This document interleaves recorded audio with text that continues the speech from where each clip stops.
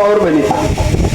कद्रु से 1000 नाग हुए, वनिता से वरुण और अरुण, अरुण के जटायु और संपाति हुए हैं जो भगवान श्री राम की त्रेता में मदद की।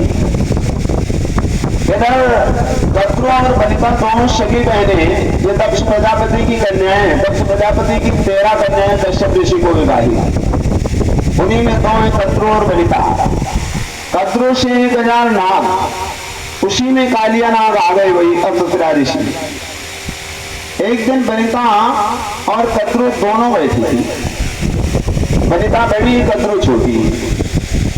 तो कद्रु के 1000 पुत्र हैं और वनिता के वरुण और अरुण 2 पुत्र हैं। तो कद्रु को अभिमान बन गया।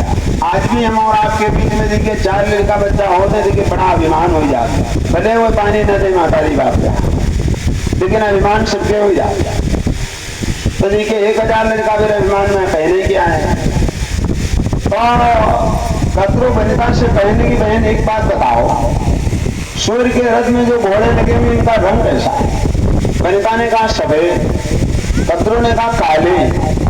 वनिता ने कहा सफेद है, कद्रु ने कहा काले। वनिता ने कहा फिर सफेद है, हमने कल ही देखा। कद्रु ने कहा बहन यदि काले निकली तो? वनिता ने कहा अगर काले निकले तो मैं जीवन पर्यंत दासी बनकर के तुम्हारी सेवा करूं। कद्रु ने कहा जान लो। कहा मैं जानती हूँ, मैंने कल ही देखा। आज कद्रु अपने समस्त पुत्रों के पास में गई और कहने लगी सूर्य के रथ में जो घोड़े लगे हुए हैं चले जाओ, उनके सारे शरीर में लिपट जाओ जिससे घोड़ा काले रंग का प्रतीत होने लगा। सब नाग गए मां के कहने पर घोड़े के शरीर में सब लिपट जाते हैं। जब हम लिपट गए, इधर कद्रु ने वनिता को बताया कि बहन चलो, यदि सूर्य भगवान निकल आएंगे तो फिर उनके तेज के कारण उनके पास में पहुंच नहीं पाओ। तो कद्रु वनिता को लेकर के गई सूर्य निकलने से पहले। तो अंधकार था ही, सूर्य निकल नहीं पाए थे, निकल आते वहां पहुंच नहीं पाते। तो जो ही वनिता ने देखा, कहा बहन वो तो सब लड़के चिपटे ही हैं। तो कहा बहन ये तो काले ही। कद्रु ने कहा तो दासी बनो। कहा मैं दासी बन गई। दासी बन करके वनिता कद्रु की सेवा करने लगी। काफी समय हो गया। एक दिन वरुण अपनी माँ वनिता के पास में गया और कहने लगे माँ तुम दोनों सगी बहने हो, कद्रु छोटी और तुम बड़ी हो। बड़ी बहन छोटी बहन की दासी का कारण क्या है? तो सारा वृत्तांत वनिता ने बताया। कहने लगे माँ यदि हम इससे तुम्हें छुटकारा दिलाएं तो कोई उपाय? हाँ इसका उपाय तुम्हारी छोटी माँ के पास में, उन्हीं से पूछो। आज कद्रु के पास में जो ही वरुण जी गए और कहने लगे माँ यदि हम अपनी माँ को दासी से छुटकारा दिलाएं तो कैसे दिलाएं? कद्रु कहने लगी सुनो, देवराज इंद्र के पास में अमृत का घड़ा है, यदि अमृत का घड़ा तुम हमें ला करके दे दो तो आज से तुम्हारी माँ दासी नहीं रह जाएगी। कद्रु विचार करती है कि वरुण पराक्रमी है और ये अमृत का घड़ा अगर ला करके हमें दे देंगे, बच्चों को मैं अमृत पिला दूंगी तो हमारे सामने मरने का झंझट सब छूट जाएगा। हर माँ बाप की इच्छा होती कि हमारे जीते जी हमारी संतान के ऊपर कोई आपत्ति ना आने पाए। तो वरुण से कहने लगी अगर अमृत का घड़ा देवराज इंद्र के वहां से तुम हमें ला करके दे दो तो आज से तुम्हारी माँ दासी नहीं रह जाएगी। वरुण जी कहने देवराज इंद्र की औकात कि यानी अमृत का घड़ा न दे, मैं जा रहा हूं। देवराज इंद्र वरुण के पराक्रम को जानते हैं। पराक्रम को क्या जानते हैं? पृथ्वी का ताकतवर हाथी और जल का ताकतवर कछुआ है। एक दिन हाथी पानी पीने के लिए समुद्र में गया तो जो ही उसने पैर अपना रखा तो कछुआ जो ही दौड़ा हाथी के पैर को पकड़ लेता है। अब पता चल रही कि यानी वरुण जी के पराक्रम को देवराज इंद्र क्या जानते हैं। हाथी अंदर खींच रहा, वो कछुआ अंदर खींच रहा, हाथी बाहर खींच रहा है। ये दोनों का युद्ध लगभग 6 महीने तक चलता रहा, खींचातानी। गरुड़ जी एक दिन निकले तो गरुड़ जी ने देखा कि ये लगभग 6 महीने से यही बना रहे हैं, न ये अंदर खींच पा रहा, न ये बाहर खींच पा रहा। तो गरुड़ जी दौड़े और दोनों को पंजों में दबा ले करके चले। तो पाताल 7 बताए गए। तो कहते हैं सुतल में पहुंचे तो वहां पर एक जम्बूनक पेड़ लगा हुआ जामुन का, उसे स्वर्ण वृक्ष कह रहे हैं। आज उस पेड़ के नीचे एक पैर से खड़े हुए सहस्त्रों ऋषि तपस्या कर रहे हैं। गरुड़ जी को भूख सताने लगी, मन में विचार करने लगे, इस पेड़ की शाखा के ऊपर यदि बैठ करके इनके मांस को हम खाएं, शाखा यदि टूट गई तो पता नहीं कितने ऋषि मर जाएंगे, तो हमें पाप लगेगा। लेकिन जब भूख बर्दाश्त नहीं हो रही है तो गरुड़ जी बैठ गए। जब ही गरुड़ जी बैठे तो शाखा टूट गई, शाखा को भी पंजों में दबाया और भाग खड़े भी।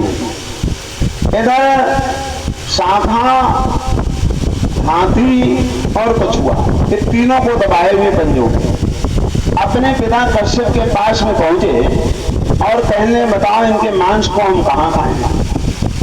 तो कश्यप ऋषि कहने लगे, सुनो, दक्षिण में समुद्र के किनारे एक टापू है, वहां पर जाकर के तुम इनके मांस को खाओ और इन्हीं के अस्थियों के ऊपर त्रिकोण पर्वत बसेगा, जिसके ऊपर आगे चल करके राक्षस अपना निवास बनाएंगे। आज उन्हीं की अस्थियों के ऊपर वो त्रिकोण पर्वत बसा, जहां पर लंका बनाएंगी, जहां का राजा रावण हुआ है।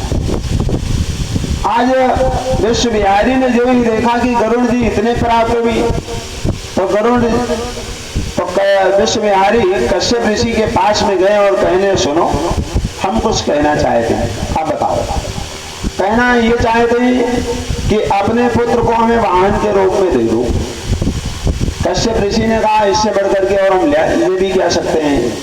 तो तभी से भगवान विष्णु का वाहन गरुड़ जी हो गए। आज गरुड़ जी के पराक्रम के यहाँ देवराज इंद्र जानते हैं कि गरुड़ जी बहुत पराक्रमी भगवान विष्णु का वाहन है। तो देवराज इंद्र के पास में गरुड़ जी गए और कहने, सुनो, मेरी मां दासी, अमृत का घड़ा हम ले जाएंगे, अच्छाई में दोगे तो ले जाएंगे, बुराई में दोगे तो ले जाएंगे। देवराज इंद्र मन में विचार करने लगे, गरुड़ जी से यदि हम युद्ध करेंगे तो पार नहीं पाएंगे।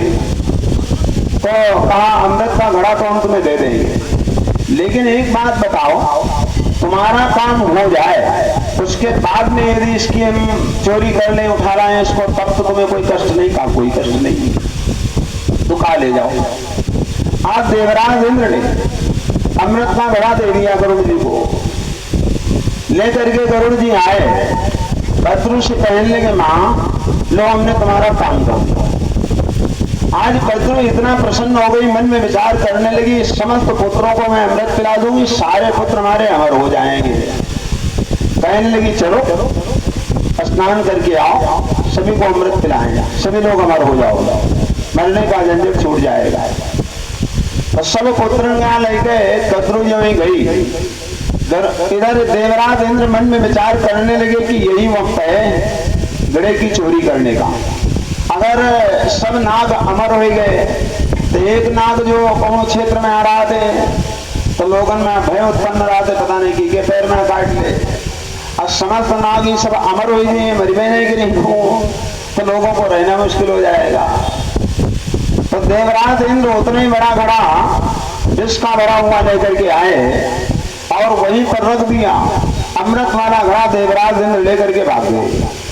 जो ही अमृत वाला घड़ा लेकर के देवराज इंद्र चले गए, इधर कद्रू सब बालकन गया स्नान कराए आई और कहा, चलो अमृत पियाई दी, सब लोग अमर हो जाओ।